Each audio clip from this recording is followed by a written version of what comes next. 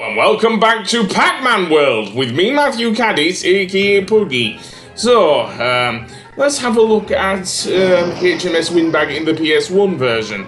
The chase section is mostly the same, I guess, with the platforms falling out and Windbag still shooting at you like crazy. The one drawback is the slowness of the boat bounce, but that is used, and I'm willing to bet that's mostly down to the hardware, and this still is a really good game on the hardware it's running on. So I'm not going to say any more than that. But yes, so this 1-to-1 is actually a pretty good. From looking at the original, it is a pretty good remake from the for a game that was done from the ground up. Basically, it wasn't like with the Klonoa games, which were actually ports. Seriously, but yeah. But another thing of note is the fact that I am losing lives really quickly to Windbag. That was not the case in dare I say, Re-Pac, where seemingly they made the game a bit more easier to play with not just the controls, but how it went. Because I'm losing lives on the first part of the thing there. Still a good boss, but this jump is not great, is it? Seriously. I am doing quite a bit of that. That does not happen in the PS1 version is that Pac-Man doesn't show up to bring out the boss and everything. Nope, you just fight the boss themselves. So yes, that is something that is only in Re-Pac, seemingly. So yeah, as for the gameplay, you do the same thing. You have to use the targets to send the cannonballs back at Windbag. Not always easy, but there you go. And you have to be careful of the bombs, of course. Yes. And, oh boy, Windbag, I do like the expression on Windbag. For something that was on the PS1, this is really good, actually. You can see his eyes moving and everything. Seriously. I don't know if there's a second phase like with the boss, but yeah, there was another phase in that one where the ground actually split up in Pac-Man World Re-Pac, but not sure if it's in this one. Seriously. So it spins out of control. Nope, no second phase with Windbag. It just breaks apart. Seriously.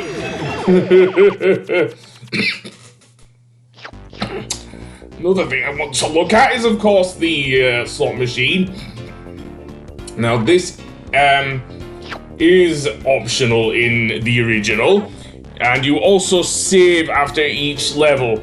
I mean, we didn't have auto-saving in the likes of the Spyro games, for example, but apparently Namco did not put it in the original game, so there we go.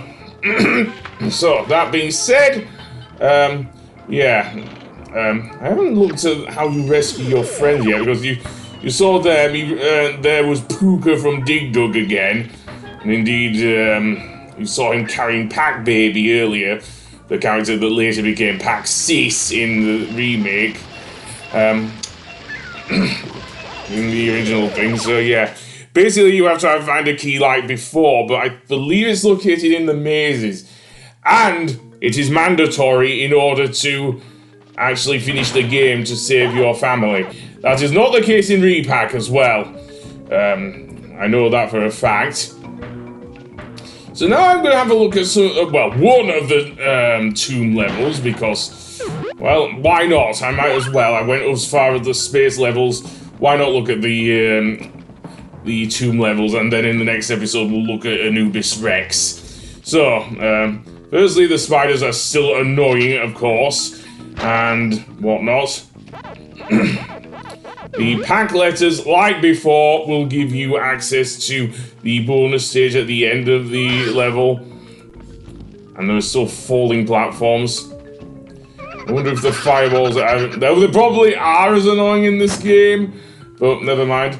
And I do have to give kudos again to dare I say, Namco, seriously. Like with Klonoa, Daughter Phantomile on the PS1, this is visually a very, very good game. Seriously, I dare say I dare say some of the 3D graphics are as good as Klonoa, Daughter Phantomile on the PS1. And unlike with, dare I say, Re-Pac, the original Pac-Man world was actually developed by Namco. Actually, I'm not sure now if it was developed by Namco themselves. But yeah. But never mind that. Over there, we can see the darkness come into play here. And it is as tough to get around here as it is in the remake. Perhaps more so, given that the background is kind of a greyish colour. Or at least of the two anyway, that we find ourselves in. So yes, and the fact that also the boat bounce is a little slower, as I've mentioned. Okay, so we can see one of the boulder traps there. And when you trigger it, apparently it does it multiple times. I'm not sure if that was a thing in the remake. Might have been, actually. But never mind that. What's that do? I'm half expecting to hear the the Zelda thing. Okay, Peach. Okay. If anything, I think the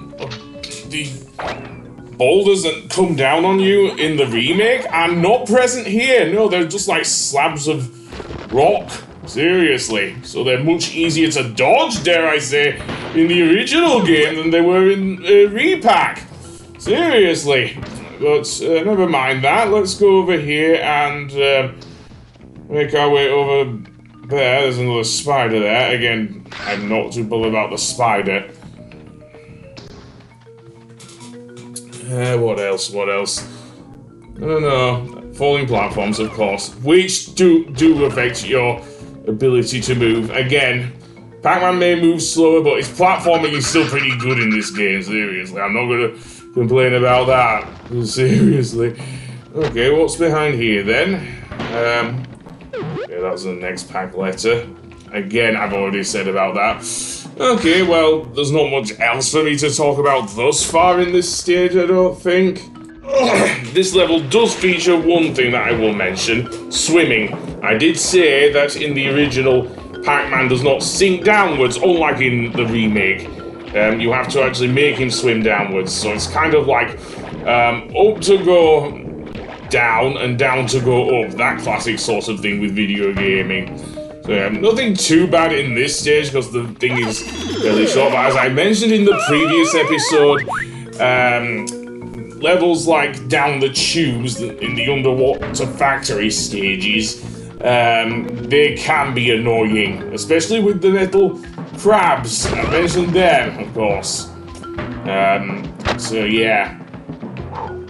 Likewise, the various traps are still here. The swinging traps, etc., etc. But still, I will give them this though. They have kept 1-to-1 the whole checkpoint system. Seriously, I completely forgot there were this many checkpoints in the original Pac-Man world, but I am grateful to see that they kept in between versions.